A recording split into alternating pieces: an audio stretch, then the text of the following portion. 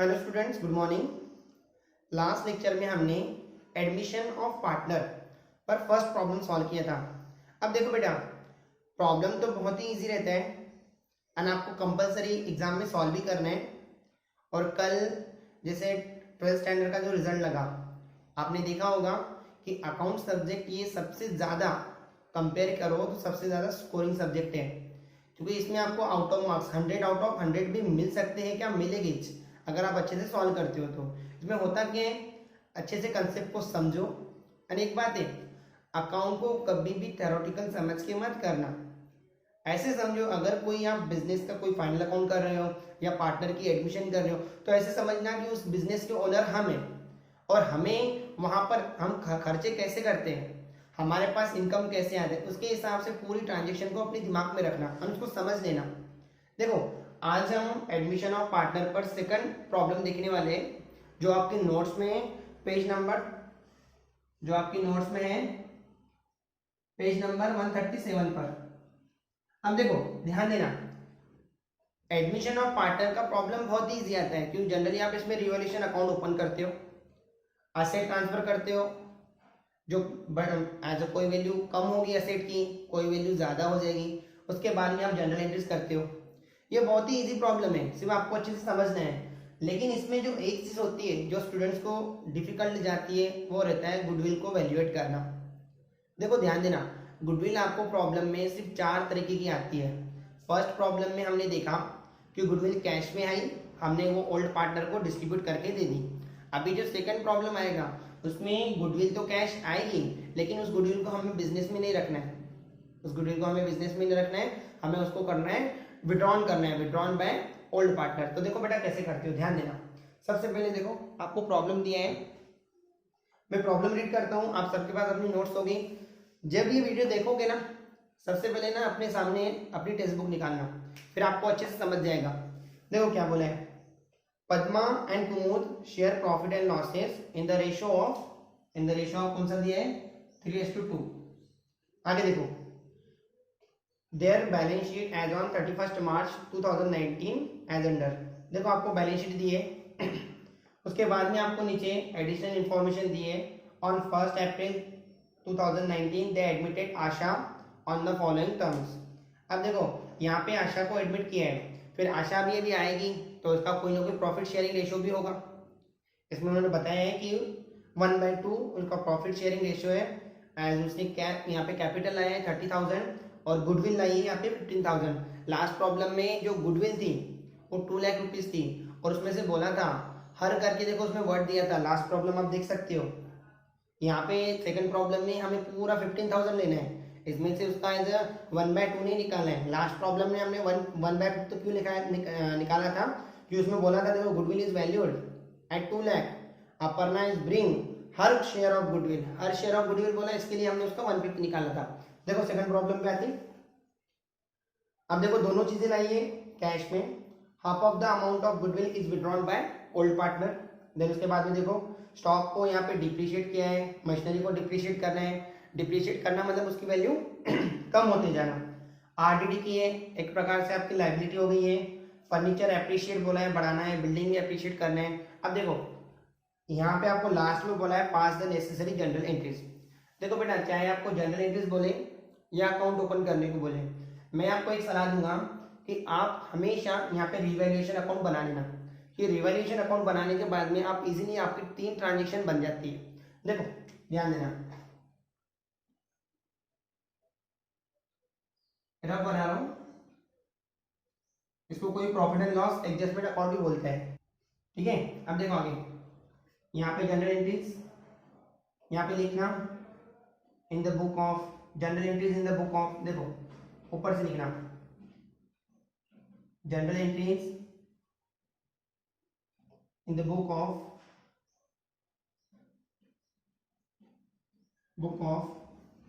किसकी general entry हो रही है यहाँ पे, ध्यान देना, इन द बुक ऑफ किसका नाम हो, यहाँ पे 2 पार्टनर दिए ना पहले, पद्मा कुमुद एंड थर्ड पार्टनर कौन सा उसमें ऐड होने वाला, आशा, ठीक है। यहाँ पे लिखने के बाद में देखो यहाँ पे कैसे करते हो, देखो date particular LF debit amount और एक क्रेडिट अमाउंट। देखो ध्यान दो, डेट, पर्टिकुलर, डेबिट अमाउंट और एक क्रेडिट अमाउंट। अच्छे से पूरा लिखना। देखो सबसे पहली बात, इसमें कुछ मत करना। असेट जो आपके पास में है उसको पहले ट्रांसफर करो। देखो क्या हो रहा है, इसमें एक प्लस पॉइंट होता है, जिस असेट को ऊपर एडजस्टमेंट नहीं है उसे कुछ भी नहीं करना है। अब देखो बेटा, यहाँ पे आपको सबसे पहले बोला गया है किस असेट के ऊपर एडजस्टमेंट दिया आपको, स्टॉक के ऊपर, मशीनरी दोनों के ऊपर टिक कर लो, फर्नीचर के ऊपर टिक करो और बिल्डिंग के ऊपर। देखो स्टॉक के बारे में क्या बोला है, स्टॉक के यहाँ पे बोला है the stock is depreciated by 10%। Stock की वैल्यू कितनी है ऊपर प्रॉब्लम में, 36,000 का 10% कितना होगा, 3,600। अब देखो मैंने आपको कल ही बताया था, असेट बढ़ती है, अगर असेट बढ़ेगी तो क्रेडिट साइड में, घटेगी तो डेबिट साइड में, उसके अपोजिट चलना। अगर लायबिलिटी बढ़ती है डेबिट साइड, लायबिलिटी घटती है क्रेडिट साइड। अब देखो डिप्रिशिएट करना मतलब असेट की वैल्यू कम हो जाती है। देखो टू स्टॉक अकाउंट, ध्यान दो, देखो कितना है हमें। देन आपको बोला है यहाँ पर मशीनरी डिप्रिशिएट करना है बाय 5% से, कम हो रही है वैल्यू, तो मशीनरी अकाउंट, मशीन की देखो वैल्यू कितनी है यहाँ पर, मशीन की वैल्यू दी है आपको 15,000 एज अ 10% कितना इसका होगा 1,500, इसका आधा करो 750। ठीक है, आगे देखो आरडीडी बोला, ध्यान दो, RDD to be maintain at 3,000। First आपको आरडीडी वहां प्रॉब्लम में दिया है 2,400, उसको कितना मेंटेन करना है एज अ 3,000 तक, म्हणजे कितना इंक्रीज किया। देखो ये साइड में आता है, आपकी लायबिलिटी बढ़ गई ना, तो आरडीडी अकाउंट यहाँ पे करना 600। ओके, नेक्स्ट देखो furniture should be appreciate, furniture को देखो अप्रिशिएट करना है। पहले फर्नीचर कितना दिया प्रॉब्लम में, देखो फर्नीचर दिया है आपको 14,100, इसको अप्रिशिएट करना है, इसकी वैल्यू हमको करना है यहाँ पर 16,050। देखो करो माइनस करो, 5 9 कितना आएगा 1, म्हणजे 1,950 से अप्रिशिएट करना है 1,950 बाय फर्नीचर अकाउंट, इसको इंक्रीज कर दिया बाय फर्नीचर अकाउंट। हाँ आगे देखो बेटा, बिल्डिंग को अप्रिशिएट करना है 20% से बाय बिल्डिंग अकाउंट। हाँ करो बिल्डिंग को अप्रिशिएट 20% से। बिल्डिंग की वैल्यू कितनी दी है, बिल्डिंग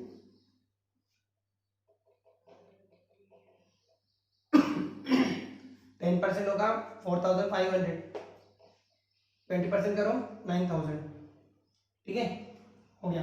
देखो असेट पूरी ट्रांसफर हो गई, उसके बाद में देखो ध्यान दो, ये हो गया असेट आप ट्रांसफर कर लो पहले। देखो ये आपका रिवैल्यूएशन अकाउंट, कोई profit and loss adjustment account भी बोलते हैं, कोई बात नहीं, आप कोई भी लिख सकते हो। देखो डेट वगैरह दी नहीं है, यहाँ पे डाल दो 2,000, कब एडमिट किया उसको 19, 1 अप्रैल से चालू करना ट्रांजेक्शन। अगर डेट नहीं दी हो तो देखो सबसे पहले क्या करोगे, ध्यान देना, ट्रांसफर करो, अप्रिशिएट ही करो या कोई भी करो, इसमें कोई वो नहीं है। देखो फर्नीचर अकाउंट डेबिट,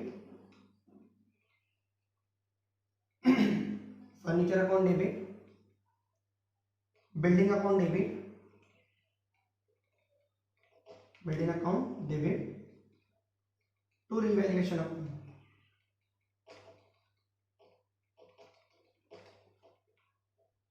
देखो कितनी हुई total, 15 being transferred the asset to revaluation account. Second 1 April पे लिखना है ये भी ट्रांजेक्शन करो, इधर का रिवैल्यूएशन अकाउंट डेबिट,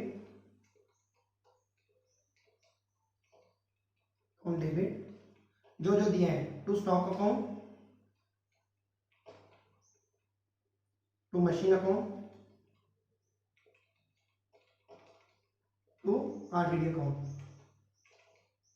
देखो लिख लो, पहले वैल्यू लिख लो फिर फटाफट कर पाओगे। और टोटल देखो कितनी आती है, 0 5 12 19 1 कैरी किया 4। ठीक है, यहाँ पे लिखना है ट्रांसफर लिखना है या प्रेस लिखना है, decrease the value of asset and increase the value of RDD, ऐसे लिख सकते हो। 1 अप्रैल मन से लिखना है, कोई प्रॉब्लम नहीं, सिर्फ वो मेंशन होना चाहिए। अब देखो बेटा, इसको क्लोज करो, यहाँ पर इसको क्लोज कर लो। हाँ, कौन सी साइड की टोटल क्या है ये साइड की देखो कितनी हो रही है 10,950 10,950। हाँ, इनकी टोटल करो देखो कितनी आती है, ये हमने यहाँ पे किया है। इसमें से 10,950 में से आपको माइनस करना है 4,950, डायरेक्टली यहाँ पे निकल रहा है 6,000 प्रॉफिट। यहाँ पे दोनों का नाम लिख देना, जो है कौन से पार्टनर है वो, पद्मा और कुमुद। हाँ, शेयर कर रहे हैं ये रेशो में। कैसे करोगे देखो, फिर कैसे आएगा, पहले इसको 5 से डिवाइड करो, कितना आएगा देखो, 5 से डिवाइड करोगे तो 12 आ जाएगा ना, 1200, दैट मीन्स 36 और ये 24। ठीक है, अब प्रॉफिट हुआ है, 2 साइड में हुआ है, कैसे करोगे देखो, डिवाल्यूएशन को डेबिट करोगे, ध्यान देना, रिवैल्यूएशन अकाउंट डेबिट टू कौन है, Padma capital account to Kumud capital account.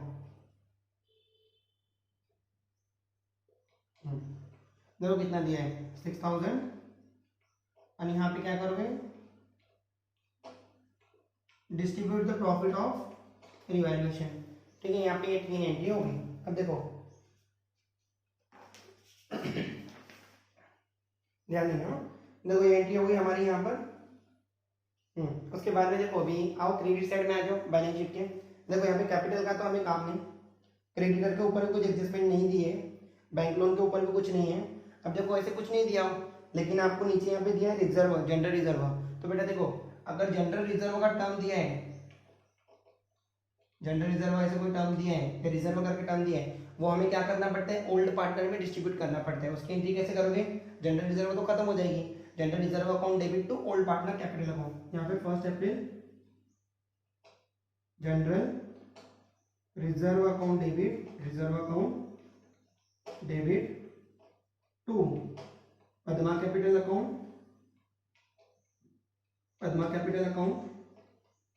To Kumud capital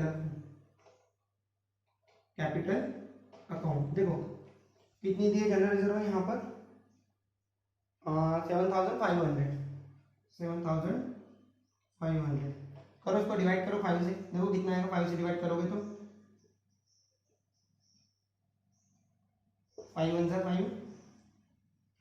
5 5 25। हाँ ठीक है, ये अमाउंट आए यहाँ पर, इसको 3 से मल्टीप्लाई करो, ये रेशियो है इनका, 2 से मल्टीप्लाई करोगे।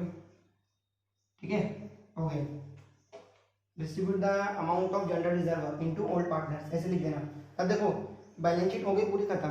अभी आगे देखो यहाँ पे क्या दिया है, यहाँ पे अभी जो न्यू पार्टनर को जो एडमिट कर रहे हैं उसकी ट्रांजेक्शन अभी यहाँ से चालू हो जाएगी। देखो ध्यान देना अच्छे से,